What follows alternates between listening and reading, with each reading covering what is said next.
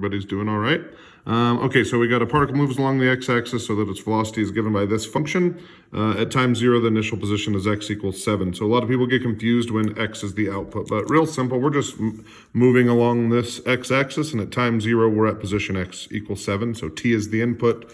So these points come in, t in, x out. So this is the velocity, though. This is the position. So a velocity equation here.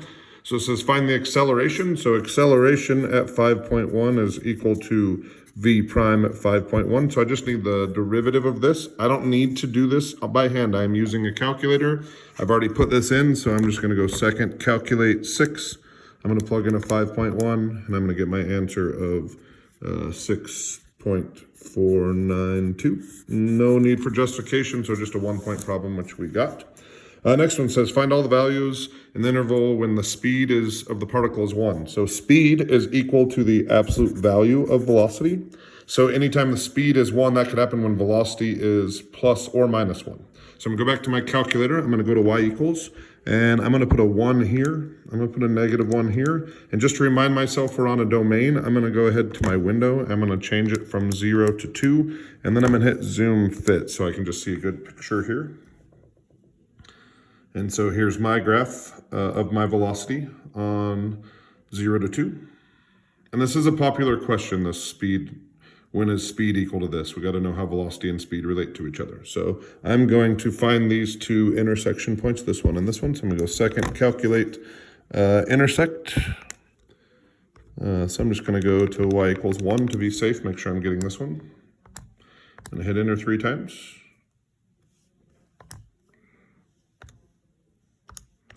I'm not sure what happened there.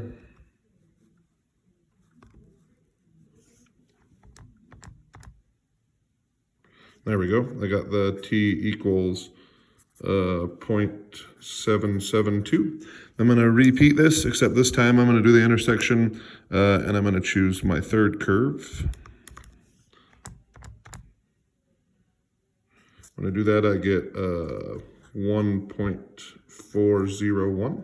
So I got both of those answers. Again, doesn't ask me to justify, so I'm done there. You can look on the actual document to see exactly how this is scored.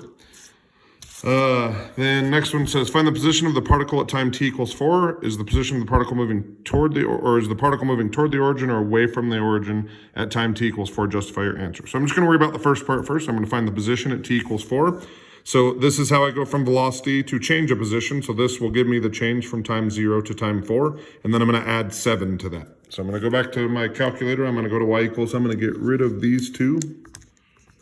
I'm going to go set a regular viewing window. So I'm going to hit zoom 6 to get back to that regular viewing window. And then I'm going to calculate the integral from 0 to 4.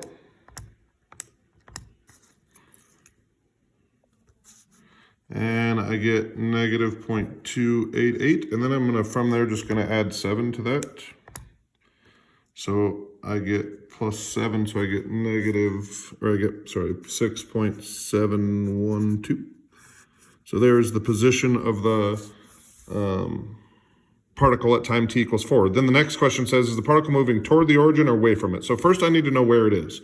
So if I'm thinking of this, I'm thinking at t equals 4, the particle is somewhere over in this direction, correct? So if it has positive velocity, it will be moving away from here. And if it has negative velocity, it will be moving towards the origin. So I go back and look at my picture. And at time t equals 4,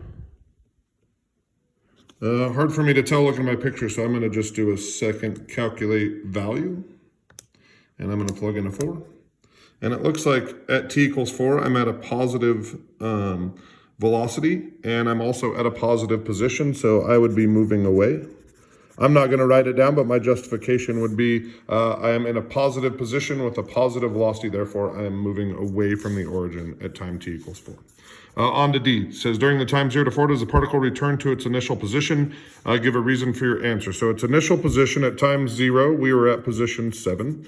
We have learned that at time 4, we are at position 6.712. So I'm going to go figure out where we were at time 1. It seems like a good place, and that's simply because I know that I moved forward because I had positive velocity during that time on my picture. So I'm going to come back over here and I'm going to go second, calculate 7, and I'm going to go from 0 to 1.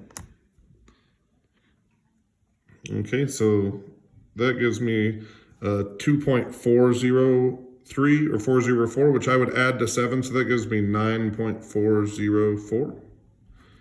Okay, so if I was initially here, if at time 1 I was at this place and at time 4 I was at this place, as long as my function is continuous, which it is, and I know it's continuous because on this interval, if you look at our graph of the velocity, it exists the entire time from 0 to 4. So if our velocity exists, that means that we are differentiable and continuous. So I would say either by IVT, or if you just by intermediate value theorem, or if you just want to explain it. Since I started at 7, I went to 6.7, I went to 9.404, then that tells me that for sure I was at some point at 7 during that time because I'm a continuous function. Okay, guys, I'll be back for number 2 later. Hope you guys are doing well.